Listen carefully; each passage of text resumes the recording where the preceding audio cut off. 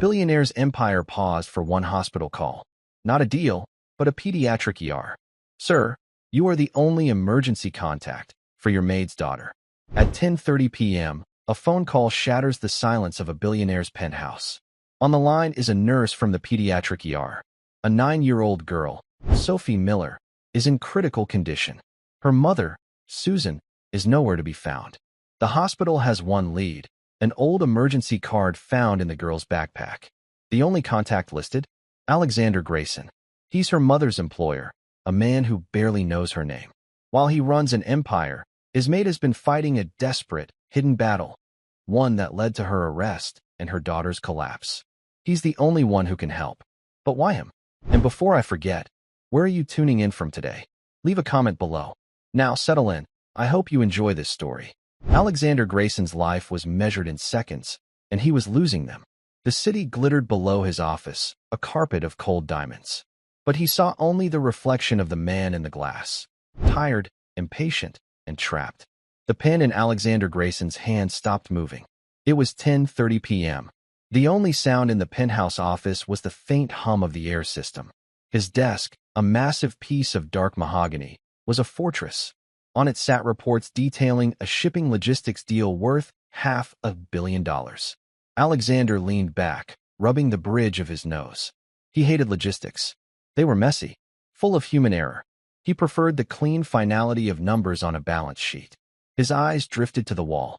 It was not a wall of art, but a wall of history, a shrine. In the center, a black and white photograph dominated the room. General William Stonewall Grayson, his grandfather. The photo showed him standing in the mud of a foreign battlefield, straight-backed, decorated, and staring down the camera with an iron will. Alexander Grayson had inherited the general's fortune. He had inherited his sharp blue eyes. But he feared he had inherited none of the man's strength. He had spent his life trying to prove otherwise, building Grayson Holdings into a global power. He built with steel and concrete, not with courage and men. A phone buzzed. Not his private line, not his secure line. It was the main line to the penthouse, an old number he kept for household staff and deliveries. He frowned. He employed a full-time residence manager, Mrs. Finch, to handle such things. She should be filtering calls. It buzzed again, insistent. Annoyed, Alexander jabbed the speaker button. This is Grayson. His voice was sharp. A pause. Mr. Alexander Grayson? The voice was female, hurried, and crackling with static. I just said that. Who is this? Sir, my name is Nurse Davis. I'm calling from City Central Hospital, from the Pediatric Emergency Department. Alexander's irritation turned to confusion. Pediatric? You have the wrong number. He started to press the button to disconnect. Wait. Sir, please, the nurse said, her voice rising. Are you Alexander Grayson of Grayson Holdings? He paused. Yes. I'm calling about a patient, a 9-year-old girl. Her name is Sophie Miller. The name meant nothing. I don't know anyone by that name. You've made a mistake. Mr. Grayson, please listen, the nurse said, her professionalism strained. Sophie was brought in 30 minutes ago. She's in critical condition. We are trying to find her mother, Susan Miller. Susan Miller. Alexander's mind flashed on an image. A quiet woman in a simple gray uniform. She was the one who cleaned this very office. She was efficient, silent, and invisible. She came in the mornings, finished before he arrived, and was gone. He sometimes passed her in the long marble hallway of his penthouse. A polite Mr. Grayson. A quick nod from him. Nothing more. She's your maid? Alexander said flatly. Yes, sir. The nurse replied, clearly relieved. We found a card in the girl's backpack. It was an old in case of emergency card from her school. It listed her mother, Susan, and on the back, under other contact, she wrote your name. Just Alexander Grayson and this phone number. Alexander stood up. The massive office suddenly felt cold. That's impossible, he said. Sir, it's the only number we have. We cannot reach the mother. Her phone goes straight to voicemail. The neighbor who called 911 didn't know where she was. The nurse took a shaky breath. Mr. Grayson, your name is the only name on this card. You are her only emergency contact. A deep, unfamiliar silence filled the room. The billion-dollar logistics report seemed ridiculous. His grandfather's stern gaze felt heavier, like an accusation. Why him? A man she barely knew. A man who paid her salary through 3 layers of household management. What is wrong with the child? He asked. His voice had changed. The impatience was gone. She's not breathing well, sir. She has a history of severe asthma, according to the neighbor. But she's not responding as she should. She's very small, sir. And she's not waking up. And the mother is missing. It was a statement, not a question. We cannot find her, Nurse Davis confirmed. Sir, I know this is a strange request, but the doctors need to speak with someone. We need information. We may need consent for more aggressive treatment. And this little girl is all alone. Alexander looked at his grandfather's picture. The general had a motto, carved into the base of his statue in the lobby downstairs. Duty is the blood of honor. He had always thought it was a bit dramatic. I'm on my way, Alexander said, and cut the call. He bypassed his driver. He grabbed his keys and his wallet, leaving the billion-dollar deal unsigned on the desk. He walked out of the office, his footsteps echoing in the empty penthouse. He felt the general's eyes on his back the entire way. The drive to City Central Hospital was 20 minutes. Alexander did it in 10. He left his black Bentley at the curb by the ambulance bay, ignoring the shouts of a security guard. The emergency room was a world he had only seen in movies. It was loud. It smelled of antiseptic, burnt coffee, and fear. People were weeping on plastic chairs. Others stared blankly at a television screen. Alexander, in his $8,000 bespoke suit, was an alien. He was a creature from a different, cleaner planet. He walked to the main desk. A woman with tired eyes looked up from her computer. Can I help you? I'm here for Sophie Miller. I spoke with Nurse Davis. The woman's eyes widened just slightly. She recognized him. Or, at least, she recognized his suit and the air of absolute authority he carried. One moment, Mr. Grayson. A moment later, the nurse from the phone appeared. She was young, her face worn with fatigue. Mr. Grayson? I'm Nurse Davis. Thank you for coming. Where is she? Alexander asked. This way. She led him past a curtain into the pediatric wing. The noise faded, replaced by the rhythmic, lonely beeping of machines. She's in here, Nurse Davis said, stopping at a small room. Dr. Patel is with her now. Alexander looked through the glass. He had prepared himself for, he didn't know what. A problem to be solved. An annoyance. He was not prepared for the child. She was tiny, a small, frail thing lost in an adult-sized hospital bed. Her hair was blonde and matted with sweat. A clear oxygen mask fogged with each shallow, rattling breath. Wires snaked from under her small gown, connecting her to a tall, blinking monitor. A man in blue scrubs, Dr. Patel, was shining a small light into her eyes. He looked up as Alexander entered. You are Mr. Grayson? The doctor asked. He had a weary, intelligent face. Yes. What is happening? Dr. Patel sighed, clipping the light to his pocket. It's not good. She came in with what the neighbor assumed was an asthma attack. We treated her for it. But she's not responding. Her oxygen levels are dangerously low, and she's completely unresponsive. Unconscious. Yes. And it doesn't look like a simple asthma attack. Her fever is high. Her blood pressure is low. We're running tests, but... He paused. Are you a relative? No. I'm her mother's employer. The doctor and nurse exchanged a look. It was the same look of confusion Alexander felt. I see, Dr. Patel said carefully. Well, Mr. Grayson, the main issue is this. We are flying blind. We have no medical history. We don't know her allergies. We don't know what medications she takes. The mother, Susan, Alexander pressed. You haven't found her? We've called her phone a dozen times, Nurse Davis said, stepping forward. Voicemail. We sent a police cruiser to her listed address to notify her. And the nurse looked down at her chart. Sir, the officer reported back. The apartment is empty. The landlord said she was evicted 3 weeks ago. Alexander felt a cold knot tighten in his stomach. Evicted. The quiet woman who cleaned his marble floors was homeless. And no one has seen her or the girl since, Nurse Davis added. That's not right, Alexander said, thinking. The neighbor called 911. Where did the neighbor call from? A different apartment. A few blocks away, Dr. Patel said. The neighbor, a Mrs. Romano, said Susan Miller sometimes paid her to watch Sophie. But tonight, Susan was late. Hours late. When Mrs. Romano went to check on Sophie at the place they were staying, she heard the girl coughing. She found her on the floor, struggling to breathe. Where was Susan? The neighbor didn't know. She just said Susan had been acting strange. Desperate. She said Susan often left the girl alone. A dark, cold anger rose in Alexander. He was a man who valued logic and responsibility above all.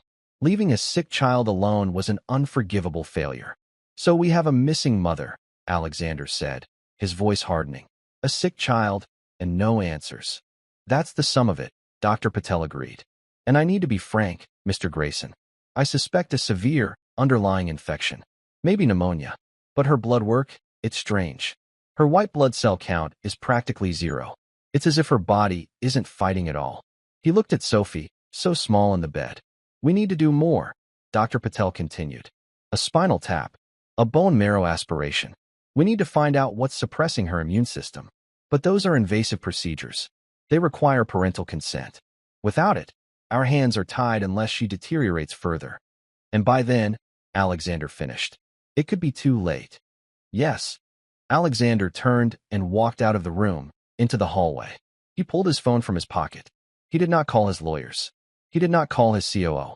He called the one man who could solve impossible, messy problems. The phone rang once. Yes, sir. Frank, Alexander said to his head of security. I have a situation. I need you to find someone. A woman. Her name is Susan Miller. She's the mother of a 9-year-old girl named Sophie. The housekeeper, sir? Frank's voice was steady. He knew everything. The same. She's missing.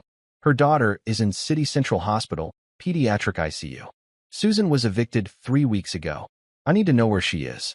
I need to know why she isn't here. I'm on it, Frank said. One more thing. I need her personnel file. Now, I want to know everything. Her previous addresses, her references, any family she listed. Anything. Understood. I'll call you back. Alexander hung up. He leaned against the sterile, pale green wall. The hospital hummed around him.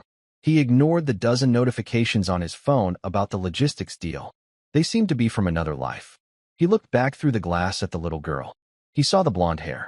He suddenly, vividly, remembered Susan Miller. He had passed her just 2 days ago. She had looked tired, thinner. She had kept her head down. He had walked right past her, his mind on interest rates.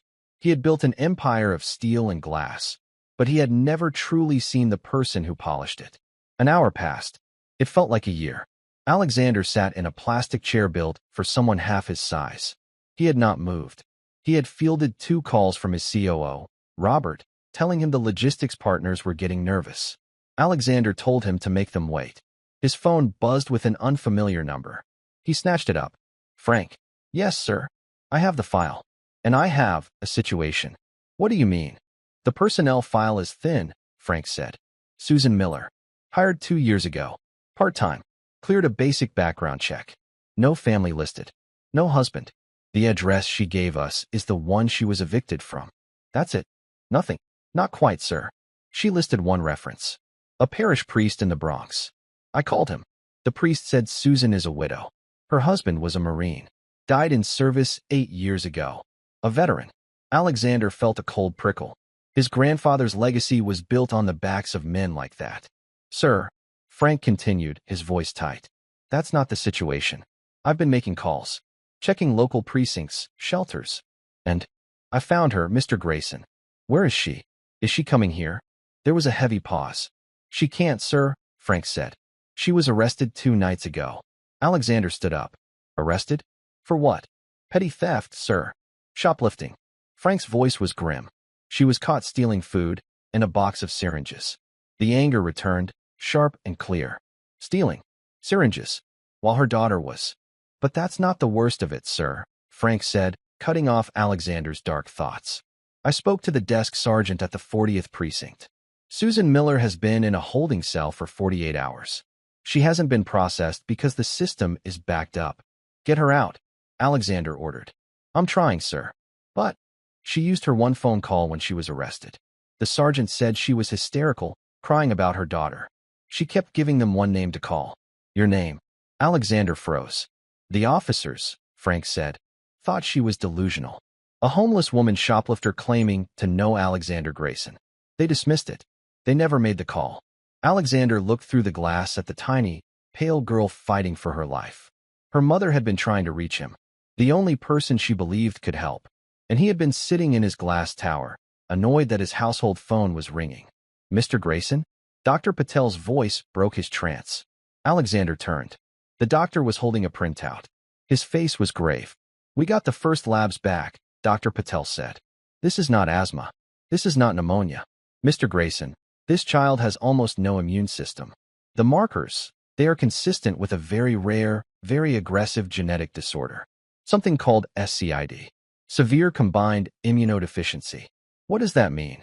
It means, the doctor said, that a common cold could kill her.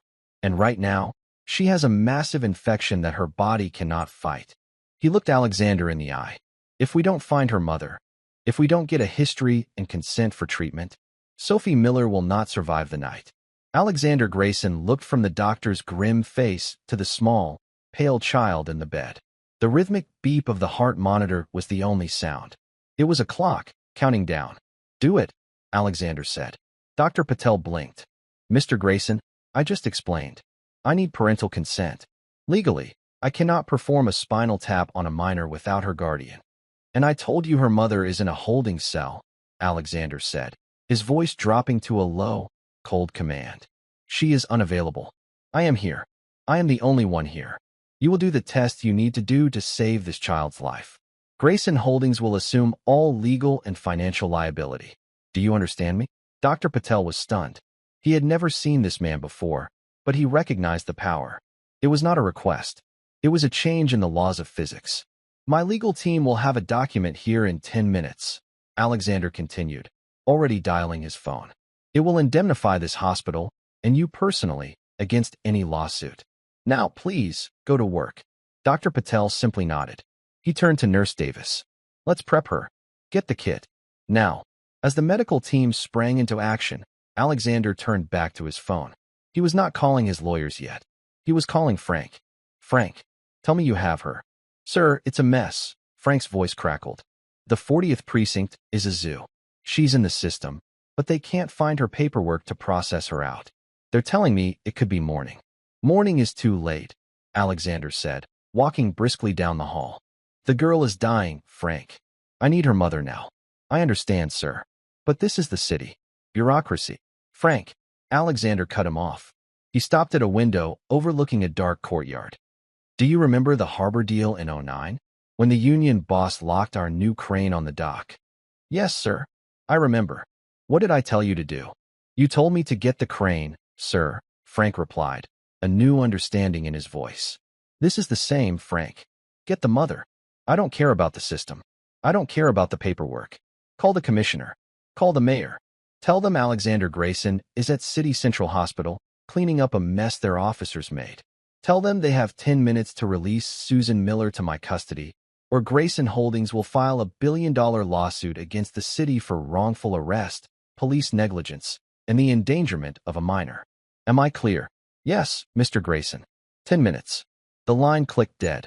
Alexander stood alone in the hallway. The adrenaline faded, replaced by something heavy and unfamiliar. He had just used his power like a club.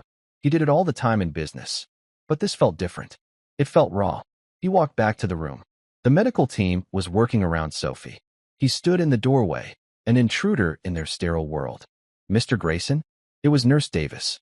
She was holding a small, faded pink backpack. We found this with her. I thought you might want to see it. She handed it to him. It was cheap. The zipper was broken. He took it, feeling clumsy. It was impossibly light. He opened the main pocket. Inside, there was no technology. No phone, no tablet. There was a single coloring book, mostly full. A plastic bag with 3 crayons. One red, one blue, one broken green. And a small, worn teddy bear. It was missing an eye. Alexander pulled the bear out. It was soft from years of being held. He thought of his own childhood. It was a world of tutors, nannies, and boarding schools. He had horses, but no pets. He had possessions, but he could not remember a single toy he had loved. He felt a sudden, sharp pang of something. Pity. No, it was deeper. It was shame. He had passed this child's mother in his marble hallway. He had seen her, but he had not seen her. To him, she was a function, a line item in his household budget. And to her, he was what? A lifeline. The only name she put on an emergency card. Why? He sat in the hard plastic chair, the small bear in his large hand. He looked at Sophie. Her blonde hair was damp on the pillow. She looked nothing like him. Nothing like anyone he knew. She was just a child, and she was alone. His phone buzzed. It was Frank. "She's out, sir." Alexander stood, relief washing over him. "Where is she?" "In the car with me. We're 5 minutes from the hospital." "But, sir, you need to know about the syringes." Alexander's stomach tightened again. "Go on." "I got into her property bag at the precinct. They were still in there. They weren't what you think." "What were they?" "They're for a drug called Gamma-Norm," Frank said, his voice strained, as if he were reading it. "It's an immunoglobulin. It's used to treat. Well, it's used to treat people with no immune system."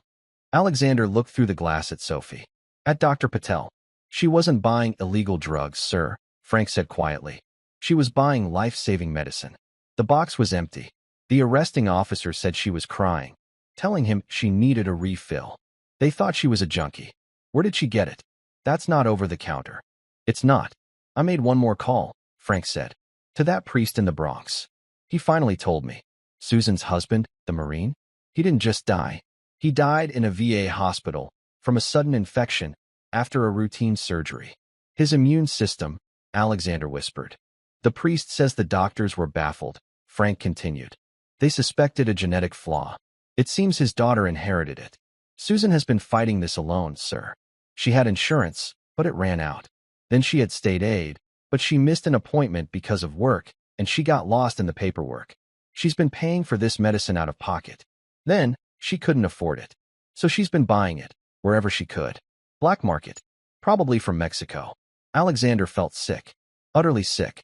He had built an empire on cold, hard logic. But this was beyond logic. This was a nightmare. She was evicted because she spent her rent on the medicine, Alexander realized. "That's how it looks, sir," Frank said. "We're pulling up to the ER." "Bring her," Alexander ordered, and hung up. He turned as Dr. Patel exited the room, pulling off a mask. "We have the preliminary results from the spinal tap," the doctor said, his face pale. "It's not just an infection. It's meningitis. Bacterial. It's moving incredibly fast. The black market drugs she was giving her, they probably kept her alive, but they were a fraction of the proper dose. It was like trying to stop a flood with a paper cup." "What do you need?" "We need a donor," Dr. Patel said flatly. "Antibiotics will fight the infection, but they won't fix the underlying problem. The SCID. Her body is a house with no doors. Anything can get in. She will live her entire life in a bubble or what?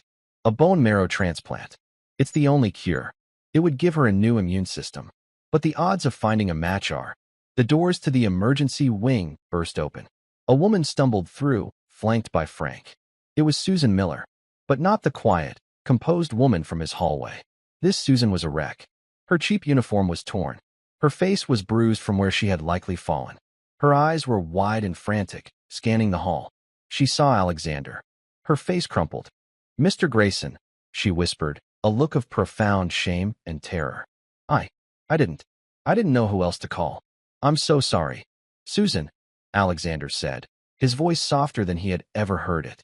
"She's this way." He led her to the room. The moment she saw Sophie in the bed, a sound escaped her, a deep, animal wail of grief. She rushed to the bedside, collapsing against the rail. "My baby," she sobbed, brushing the damp blonde hair from Sophie's face. "Oh, Sophie, I'm so sorry. Mama's here. Mama's here." Nurse Davis gently touched her arm. "Ma'am." "Susan, I'm Nurse Davis. Dr. Patel needs you to sign these." Susan stared at the consent forms, her hand shaking so badly she couldn't take the pen. What is it?" "It's to save her life," Dr. Patel said, stepping forward. "Susan, I'm Dr. Patel. I know about the SCID. I know what you've been doing. You've kept her alive. Now, I need you to let me take over." Susan nodded, tears streaming down her face. She scribbled her name on the forms. "Good," Dr. Patel said. "Now, the transplant. We need to find a donor. We need to test you first. You're the most likely match." "Yes," Susan said, wiping her nose. "Yes, of course. Anything." A phlebotomist was already there, swabbing Susan's arm. Alexander watched the scene. The small girl, the weeping mother, the quiet, grim efficiency of the medical team. He was an outsider. He had paid for the lawyers. He had gotten the mother here. His part was done. He could go back to his tower. back to his logistics deal. But he looked at Sophie. He looked at her small hand, curled on the white sheet. He remembered his grandfather. Duty is the blood of honor. His grandfather had led men. He had been responsible for them, for their lives. Alexander looked at Susan, a widow of a Marine, a woman who worked for him, in his house. She was, in a way, one of his. He stepped forward. The doctor, the nurse, and Susan all looked at him. "What about me?" Alexander Grayson asked. Dr. Patel looked confused. "Sir, you're testing her," Alexander said, nodding at Susan. "Test me, too. For the transplant." Dr. Patel stared. "Mr. Grayson, the odds of a non-relative being a match are 1 in a million. It's statistically impossible." "I've built a career on impossible odds, doctor," Alexander said. He was already rolling up the sleeve of his $8,000 suit. "Test me." Susan Miller watched, stunned, as the phlebotomist, a young man who looked like he was barely out of school, nervously tied a blue tourniquet around the billionaire's arm. Alexander Grayson's sleeve was rolled up, revealing a strong forearm. He did not wince as the needle slid in. He simply stared straight ahead, at the wall, as if he were closing a deal. The phlebotomist drew 4 vials of dark red blood.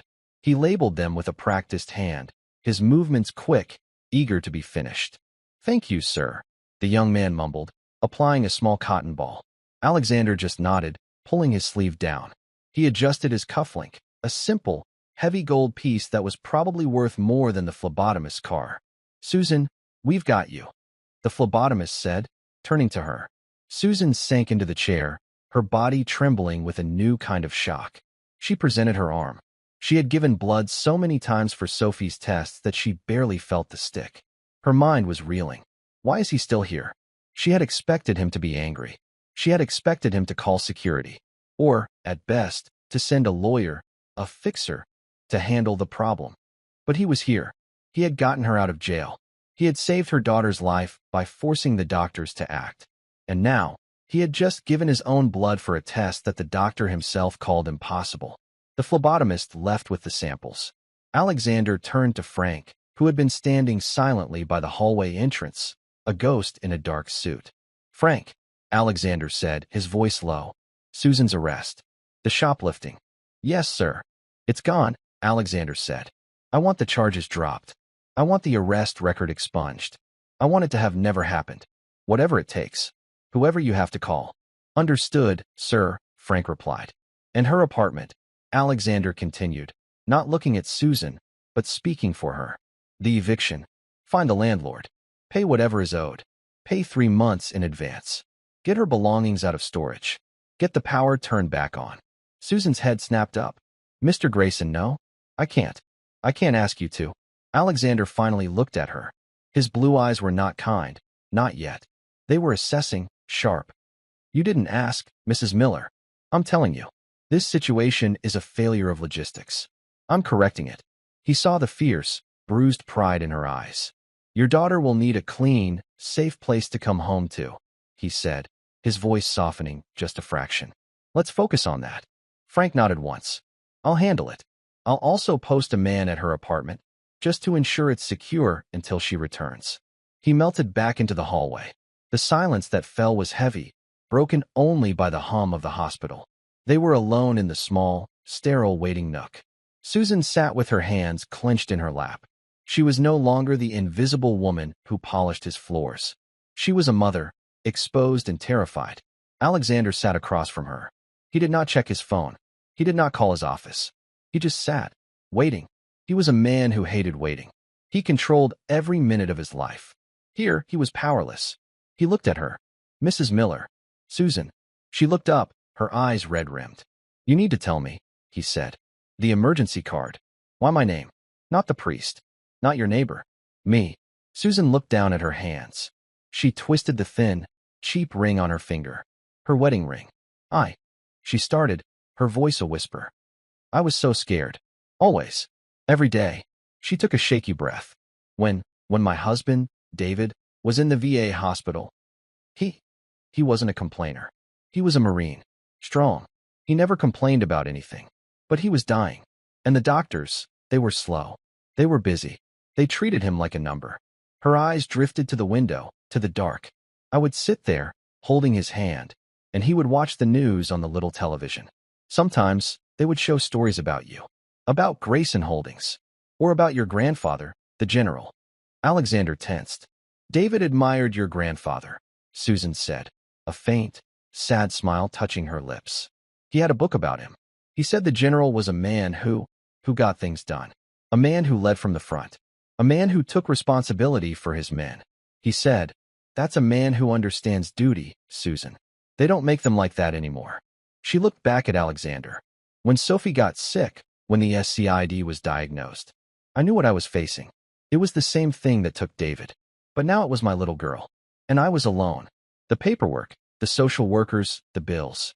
I was drowning, Mr. Grayson. I would come to work, she continued, her voice gaining a desperate strength. I'd walk into your home. It's like a palace. And I would see that picture on your office wall. The general. He's looking right at you. Every day. I always saw you, Mr. Grayson. You. In your suit. You always looked so in control. You were powerful. You were building things. You were a Grayson. And I thought, if anything ever happened, if Sophie was in trouble, you were the only person I knew powerful enough to fight the system. The system that let my husband die. The system that was letting my daughter slip away. She started to cry again, silent, awful tears of shame. It was stupid. It was a fantasy, a desperate prayer. I wrote your name on that little card, and I prayed I would never, ever have to find out what would happen. I am so sorry to bring this to you, to your life. Alexander said nothing for a long time. He had spent his whole life running from that portrait. He had tried to build an empire bigger than his grandfather's legacy. He thought duty and honor were old, dusty words. They were abstracts, good for carving into stone, but useless in a boardroom. He had been wrong. To this woman, his name meant something. It meant duty. It meant a lifeline, a responsibility he had never earned, and had no idea he even had. You have nothing to be sorry for, Susan, he said. His voice was thick. Before he could say more, Dr. Patel walked down the hall. His face was not good. Susan, he said, his voice gentle. I have the results of your test. Susan stood up, her entire body rigid with hope. And, am I a match? Can I save her? Dr. Patel looked down. He shook his head. Susan, I'm so sorry. You're a carrier for the gene, as was your husband. But as a donor, you're not a match. Not even close. Your blood types are compatible, but the tissue markers, the HLA, it would be a severe rejection. The hope drained from Susan's face. It was a physical thing. She deflated, her shoulders slumping. She put a hand on the wall to steady herself. No, she whispered. No. You have to test again. It's wrong. We ran it twice, Dr. Patel said, his voice full of pity. It's not a match. We will, of course, put her on the national registry immediately. But with her rare HLA type, it could take months. Years. And in her current condition. She doesn't have years, Susan said, her voice cracking. She doesn't even have weeks. We will do everything we can, the doctor said. The antibiotics are fighting the meningitis. But her immune system is gone. We will have to keep her in a sterile bubble. But she's so weak. Another infection. He didn't need to finish. Alexander, who had been listening, stepped forward. What about mine? Dr. Patel looked at him, confused. Your what? My test, Alexander said. My blood. The 1 in a million shot. Dr. Patel sighed, running a hand through his hair. Mr. Grayson, I appreciate the gesture. I truly do. But the lab is backed up. We have other critical patients. Running a complex HLA typing on a non-relative, it's a waste of resources. The chances are infinitesimal. I don't care about the chances, Alexander said, his patience snapping. I'm paying for it. I'm paying for all of this. I want that test run. And I want it run now. Dr. Patel looked taken aback by the command. That's not how it works. I can't just. Yes, you can, Alexander said. He pulled out his phone. Or I can call the hospital administrator, who I believe is a man named Stephen Joyce. I sit on the board of his son's university. I am sure he would be fascinated to hear that his doctors are refusing to run a test. On my personal request. It was blunt. It was ugly. It was the full, crushing weight of his power. Dr. Patel looked at Susan's devastated face. He looked at the billionaire who was, impossibly, still here. I'll see what I can do, he said. I'll try to get it expedited. Don't try, doctor, Alexander said, his voice quiet and cold. Do it. The doctor nodded and walked away. Alexander and Susan were left alone again in the hallway. The clock on the wall showed 3 a.m. The city was asleep. The logistics deal was probably dead. Alexander didn't care. He looked at Susan, who was staring blankly at the floor, lost in her own private hell. He did the only thing he could think to do. He sat down, and he waited with her. The minutes stretched into an hour, then 2. The 3 a.m. quiet of the hospital deepened. It became the 4 a.m. stillness, a time when the world seemed to be holding its breath. Alexander Grayson did not move from the plastic chair. It was, by far, the most uncomfortable chair he had ever sat in. His back ached. His legs were stiff. He felt the grit of sleeplessness behind his eyes. He was a man who slept 4 hours a night in a custom-built bed, but this was different. This was exhaustion. This was waiting. Susan sat huddled, a thin hospital blanket wrapped around her shoulders. She had stopped crying. She was now in that numb, quiet place beyond tears. She stared at the closed door of Sophie's room. You should get coffee, she said, her voice raspy. She didn't look at him. I'm fine, Alexander replied. He said it could be hours. The test. He said it was a waste of time. She was just talking, filling the silence. He's right. It was kind of you to offer, Mr. Grayson. But it's impossible. Let's wait for the results, Alexander said. Susan finally turned to him. Her eyes were hollow. Why are you doing this? You got me out. You paid for. You saved her. You don't even know us. Alexander looked at her. He thought of her words. A man who got things done. A man who led from the front. Your husband was a Marine, Alexander said. It was not a question. Yes. 8 years, Susan whispered. He loved it. He believed in it. He believed in honor. My grandfather, Alexander said, the general. He lived by one word, duty. I spent my whole life hearing that word. I thought it meant winning, building, being the strongest. He looked down at his own hands. They were clean, manicured. They had never held a weapon. They had never known hardship. I think I was wrong, he said. I think duty just means staying. It means not turning away. He looked back at her. I'm staying. Susan held his gaze. For the first time, she saw the man behind the billion-dollar suit. She saw the fatigue in his eyes. She saw the iron will that his grandfather had passed down. She gave a single, slow nod, a gesture of understanding. And they went back to waiting. At 5:15 a.m., the hallway door swung open. Dr. Patel walked toward them. He was not walking. He was almost running. He was holding a single piece of paper. His face was pale, his eyes wide. He looked like a man who had seen a ghost. Susan leaped to her feet, the blanket falling to the floor. Doctor? What is it? Is she? She's the same, Dr. Patel said, breathless. The antibiotics are holding the meningitis, barely. But the test. Mr. Grayson's test. Alexander stood up slowly. You said it was impossible. Dr. Patel looked from Alexander to Susan and back to the paper in his shaking hand. I've been a transplant coordinator for 15 years. I have seen 1 in 100,000 matches. I've seen matches in different ethnic groups. I have never, ever seen this. What? Susan whispered, her hand over her mouth. Dr. Patel looked at Alexander. Mr. Grayson, you're not a 1 in a million match. You are a perfect match. 6 out of 6 HLA markers. Identical. The lab ran it 3 times because they thought their equipment was broken. The hallway was silent. It's... Dr. Patel struggled for the words. It's the kind of match we only see between full siblings. Or a parent and child. It is genetically perfect. Susan stared, her mind unable to process the words. But how? That's not possible. We need to start the procedure, Alexander said. His mind was racing, but his voice was calm. He was back in control. What's the next step? We need to prep you, Dr. Patel said, snapping back into medical mode. The donation, it's a procedure. We'll harvest the marrow from your hip. It requires anesthesia. I don't care. When? We can schedule it for. No, Alexander said. We do it now. Today. As soon as you can. Mr. Grayson, this is an operation, Dr. Patel insisted. And Sophie, she needs preparation. She needs a low dose of chemotherapy to wipe out her current, broken marrow, to make room for the new. The whole process takes days. Then start it, Alexander commanded. Start it right now. Of course, Dr. Patel said, still looking at Alexander with awe. We'll start her prep immediately, and we'll schedule you for the harvest tomorrow morning. He turned and hurried away, shouting for nurses.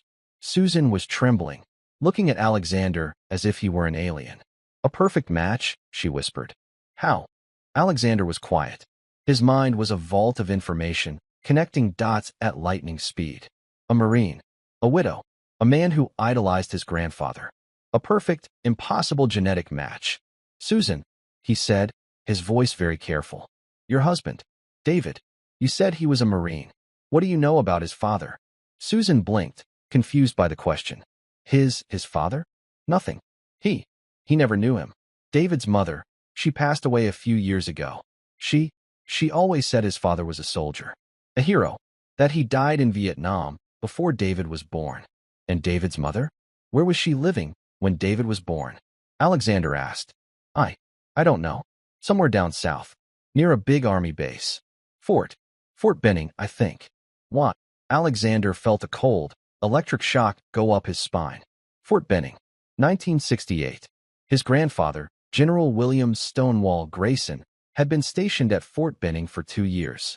Before his final tour, it was a piece of family history no one spoke of. The general had been separated from his wife during that time. A difficult patch, his father had called it. Mr. Grayson? Susan said. You're pale. What is it? Alexander looked at this woman. This quiet, brave woman who had been cleaning his floors. Susan, he said slowly. I don't think your husband, David. I don't think he was just a fan of my grandfather. He paused, the weight of a 50-year-old secret settling in the sterile hallway. I think, Alexander said, that David was his son. My grandfather's son. Susan's eyes widened. What? No. That's crazy. It's the only thing that makes sense, Alexander said. If David was my grandfather's son, that would make him my uncle. My uncle I never knew. He looked toward Sophie's room. And that, he said, his voice thick with a profound, terrifying revelation, would make Sophie my cousin. She's my blood. She's a Grayson. Susan collapsed into the chair, the implications washing over her. Her husband, the son of the man he idolized. Her daughter, part of a dynasty. The card, the name, the phone call. It wasn't a fantasy. It wasn't a desperate prayer. It was destiny, an echo of blood calling to blood. My whole life, Susan whispered, we were alone. We had no one. And all this time, we had family. Alexander looked at his grandfather's picture in his mind. The iron-willed stare, the legend, the man who lived by the code of duty, and the man who had abandoned a son. Alexander had spent his life trying to outrun the general's shadow. Now, he was being given the chance to redeem it. He finally understood. The money, the power, the empire, it was all meaningless. It was tin. This was real. You're not alone anymore, Susan, Alexander said. He put a hand, not on her, but on the chair beside her. A simple gesture of presence. I'm here. He turned as Dr. Patel returned with the team. Mr. Grayson, the doctor said, we're ready to start Sophie's preparation. And we need to admit you. Get your own pre-op tests started. Alexander looked at Susan. She was watching him, her eyes filled with a fragile, newborn hope. He looked at the small, blonde-haired girl in the bed. His cousin. His family. He nodded at the doctor. Let's begin. He walked away from his billion-dollar deals, from his empty penthouse, from the cold reflection in the glass. He walked toward his sterile room, toward a painful procedure. For the first time in his entire life, Alexander Grayson felt like he was finally living up to his name. The general's portrait on the wall no longer felt like an accusation. It felt like a guide. Duty, he thought, wasn't about the past. It was about what you did, right now. He walked into the room, ready to save his family. Alexander Grayson had never been a patient. He had never worn a thin, paper-like gown. He had never had a plastic bracelet snapped around his wrist, bearing his own name. His life was spent in boardrooms and penthouses, environments he could command. A hospital room, even a private one, was a box. It was a place of surrender. Frank had arrived at dawn. He stood in the doorway of Alexander's room, holding a tablet. He looked, as always, unflappable. Sir, Frank said, his voice low. The partners from the logistics deal. They are unhappy. They have been at the hotel for 24 hours. They are threatening to walk. Alexander was staring out the window. The sun was just beginning to turn the gray sky to a pale, bruised purple. He had not slept. Let them walk, Alexander said. Frank's eyebrow twitched. It was the only sign of surprise he ever showed.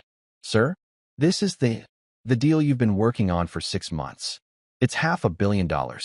It's paper, Frank, Alexander said, turning. It's just numbers. It's not real.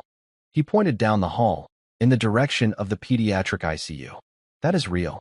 That little girl, fighting in that room. That is real. Frank looked at his boss. The man who lived by the stock ticker. The man who fired an executive last quarter for a 0.5% dip in projections. This was a new man. What are your orders, sir? Frank asked. Call Robert, Alexander said, referring to his COO. Tell him he is in full command of Grayson Holdings, indefinitely. Tell him to handle the logistics deal. If he can save it, good. If he can't, I don't care. Indefinitely, sir? Frank clarified. The word was heavy. I will be unavailable, Alexander said. I have a family matter to attend to. Frank finally allowed himself a small, thin smile. Yes, sir. I'll take care of it. And Frank, Alexander called as he was about to leave. The apartment. Susan's apartment. Done, sir. The back rent is paid. The lease is renewed for a year. Her things are being moved back in as we speak. I've had a deep cleaning crew go through. And I took the liberty of stocking the pantry. And the fridge. Alexander nodded. Good. And, Frank, sir, my grandfather, the general, I want you to find everything you can on a son he may have had. A man named David Miller. Mother's name unknown. Born near Fort Benning, late 1960s. A sensitive matter, sir. Extremely sensitive. For my eyes only, Alexander said. I want to know his story. I'll find him, Frank said. And he was gone. A few hours later, a nurse came to get him. It's time, Mr. Grayson. They wheeled him down the hall. He had refused any sedative, but they insisted on the gurney. He felt ridiculous, lying on his back, staring at the ceiling tiles flicking by, one after another. They passed the pediatric ICU. Susan was standing outside. She had washed her face.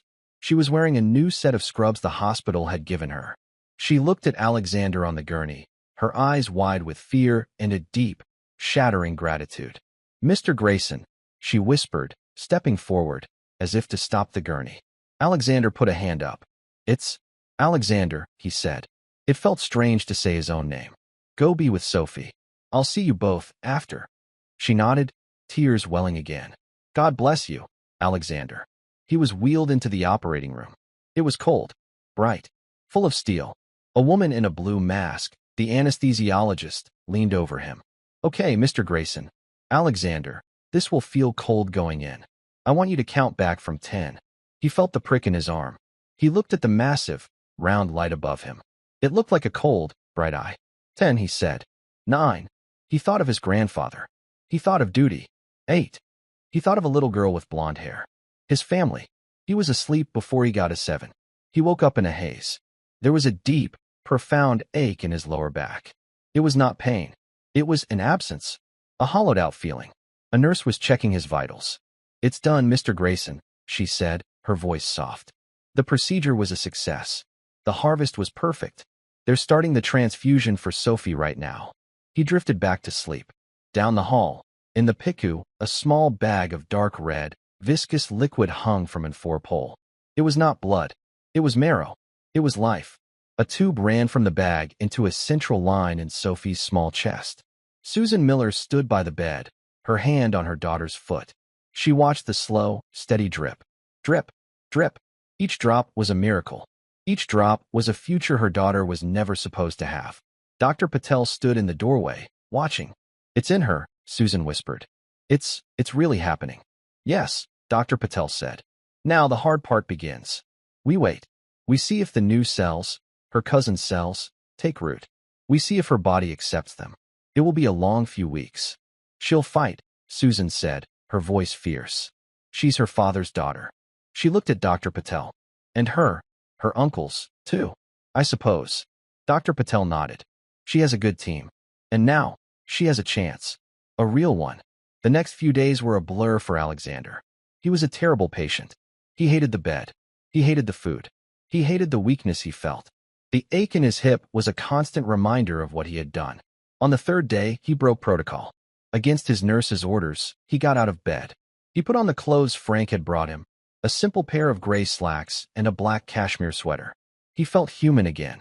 He walked, slowly, stiffly, down the hall to the pediatric ICU. Sophie was in a different room now, a sterile bubble room. He had to look through a thick glass window. She was awake. She was pale. Her blonde hair was thin, but her eyes were open. They were a bright, piercing blue. Grayson eyes. Susan was inside, gowned and masked. She was reading from the tattered coloring book. Sophie saw him. She looked at the strange man in the window. Alexander stood there, just watching. He felt a connection so profound, so elemental, that it rooted him to the spot. Susan looked up. She saw him. Her eyes smiled above her mask. She put a hand to her heart, then pointed at him. A gesture of thanks. Alexander simply nodded. He stayed at that window for an hour. He said nothing. He just watched his family. The recovery was slow. Sophie had good days. She had terrible days. Her body, empty and defenseless, had to learn to build an army from scratch. Alexander's cells, her new marrow, began the slow, microscopic work of colonization, of building a new immune system. Alexander moved out of the hospital and into a hotel across the street. He did not go back to his penthouse. He did not go back to his office. His days took on a new rhythm. He would wake, have coffee, and read the reports Frank brought him. Not market reports. The first report was about David Miller. Frank had been thorough. A birth certificate from Georgia. A mother, a waitress, who died of pneumonia. And a father, listed as unknown. But Frank had found a letter. A small, water-damaged letter from the waitress to a friend, speaking of a charming, powerful general who had a sad wife, and who had broken her heart. It was not proof, but it was enough. Alexander had the letter sealed and put in his private vault. The second report was on Susan's finances. She had nothing. She was tens of thousands of dollars in medical debt. Alexander made a call. He set up a trust. He called it the Sophie Miller Foundation. He funded it with $50 million. Its purpose was simple: to pay for her medical care, her education, and her future, and to provide a stipend for her mother so she would never have to work again. After his reports, he would walk to the hospital. He would sit with Susan in the waiting room. They didn't talk much. At first, he would bring her coffee. She would tell him about Sophie's white blood cell count. He would listen. He learned the names of the nurses. He learned the difference between a good sign and a bad one. One day, he found Susan weeping quietly in the cafeteria. "It's bad," she said, before he could ask. "Her fever is back. They think it might be a rejection. The doctors, they look worried." Alexander sat down. He said nothing. He just sat with her. He shared her silence. "What if it was all for nothing?" she whispered. "What if I lose her anyway?" "You won't," Alexander said. His voice was a rock. "You don't know that," Susan cried. "I know her," Alexander said, surprising himself. "I've seen her. She has Grayson eyes. We are stubborn. We don't quit. And you are her mother. You didn't quit when you were homeless. You didn't quit when you were arrested. She has your strength. She will fight. And we will be here." Susan looked at him. She didn't say thank you. She didn't need to anymore. She just nodded, took a deep breath, and stood up. "You're right. Let's go back." The fever broke. It was not rejection. It was the new immune system, graft versus host, a sign that it was working. It was fighting.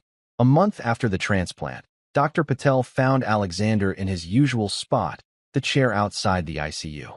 "Alexander," the doctor said. He was smiling. A real, wide smile. "Doctor, her labs today, they're beautiful. Her new T cells are active. Her white count is climbing. She's building an immune system." "Your immune system?" He clapped Alexander on the shoulder. "It worked. She's going to make it. She's going to be okay." Alexander felt his knees go weak. He leaned against the wall. He had closed billion-dollar deals without flinching. But this news, it undid him. He just closed his eyes, a single, sharp breath escaping him. "She can have visitors soon," Dr. Patel said. Real visitors. 2 weeks later, Sophie Miller was in a regular room. She was sitting up in bed. Her blonde hair was mostly gone, a soft fuzz remaining. But she was laughing. Susan was showing her a new toy, a building set Alexander had sent. There was a knock on the door. "Come in," Susan called. Alexander Grayson walked in. He was not wearing a suit. He was wearing jeans and a simple blue shirt. He felt awkward. He was holding a teddy bear. A new one. Soft, brown, with two perfect, shiny black eyes. Sophie looked at him. She was shy. Sophie, Susan said, her voice bright. This is the man I told you about. This is Alexander. He's our family. Sophie looked at the bear, then at Alexander. Is he a doctor? She whispered to her mom. No, sweetie, Susan said. He's a hero. He gave you a present. It made you all better. Alexander stepped forward, feeling clumsy. He held out the bear. Hello, Sophie, he said. His voice was rough. I heard you. I heard you had an old bear that was missing an eye. Sophie looked at her old, one-eyed bear on the pillow. Then she looked at the new one. She slowly reached out and took the new bear. She hugged it to her chest. Then, she did something that changed Alexander's world. She held out her other, thin arm. Hug, she whispered. Alexander froze. Susan nodded, her eyes shining. He moved forward, leaning over the bed rail. He wrapped his arms around the small, frail girl. He felt her tiny arms go around his neck. She was warm. She was real. He held her for a long time. He felt a 50-year-old family wound begin to close. He was no longer just the man in the tower. He was no longer just the general's grandson. He was Alexander. He was family. He pulled back, and Sophie was smiling. Your eyes are like mine, she said simply. Alexander Grayson felt a smile, a real one, touch his own face. Yes, he said. Yes, they are. He looked at Susan, over Sophie's head. He saw his past, his present, and his future, all in one small, sterile hospital room. The billion-dollar deal had fallen through. He had not even noticed. He had never felt so rich. And with that hug in a quiet hospital room, that's where we'll end the story for now. Whenever I share one of these, I hope it's a reminder that our biggest transformations often come not from the empires we build, but from the unexpected calls we answer. I'd love to know what you were doing while listening. Maybe winding down with a cup of tea, or just settling in for a calm evening. Drop a line in the comments. I really do read them all. If you want to make sure we cross paths again, hitting like and subscribing makes a huge difference. We are always trying to improve, so feel free to drop your feedback below. Thanks for spending this time with me.